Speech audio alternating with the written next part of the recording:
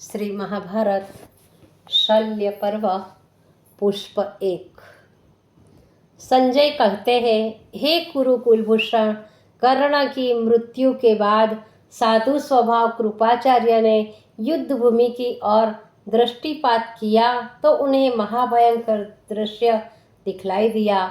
मृत्यु पिशाचिनी की उस भयंकर क्रीड़ास्थली में यत्र तत्र रुंड मुंडों के ढेर लगे हुए थे।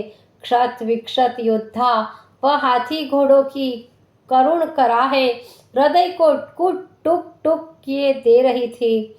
जीवित योद्धा भय से व्याकुल होकर विक्षित हुए इधर उधर भाग रहे थे। रणक्षेत्र में जहाँ भी दृष्टि जाती थी वहाँ ही मानव की स्वार्थ प्रकृति के तांडव नृत्य द्वारा हुए भयानक जनसंहार का दृश्य दिख पड़ता था। दीन मानव की यह दुर्दशा देखकर उदार कृपाचार्य का करुण भाव अति प्रबल हो गया। उसी भाव से प्रेरित होकर वे दुर्योधन के पास गए और कहने लगे, कुरुराज, इस भयानक जनसंहार को होते हुए आज 17वां दिन है। इन 17 दिनों में असंख्य मित्र और शत्रु मृत्यु मुख में प्रवेश कर गए हैं। वर्तमान परिस्थिति को देखने से यह निश्चय होता है कि पांडवों को पराजित करना असंभव नहीं तो अति कठिन अवश्य है, क्योंकि जयद्रथ वध के बाद दीन, द्रोण, कर्ण, दुशासन आदि सभी महारथी उपस्थित थे, लेकिन अकेले अर्जुन से जयद्रथ की रक्षा न कर सके। तो अब उन महारथियों के न रहने पर हम लोगों से और क्या होने की आशा है।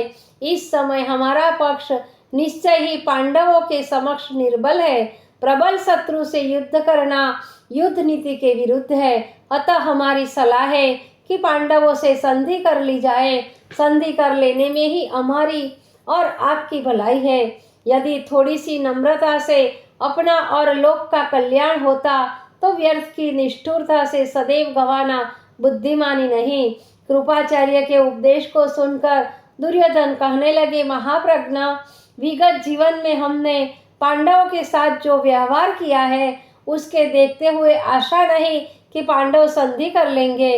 वे मर जाएंगे, लेकिन हमारे अपराधों को क्षमा नहीं कर सकते। और यह मान लिया जाए कि पांडव संधि करने को तैयार हो जाएंगे, परंतु मैं इसके लिए तैयार नहीं, क्योंकि मैं इतना आगे बढ़ गया हूँ कि वहाँ से लौटना असंभव है। भला जिन इष्ट मित्रों ने हमारे लिए अपने प्राण दे दिए, उनके प्रति अकृतज्ञ होकर अपने प्राणों के लिए शत्रु से संधि कर लो, यह कदापि नहीं हो सकता। मैंने जिन शत्रुओं के सामने सदैव अपना मस्तक ऊंचा रखा है, उनके समक्ष जाकर संधि की प्रार्थना करूं।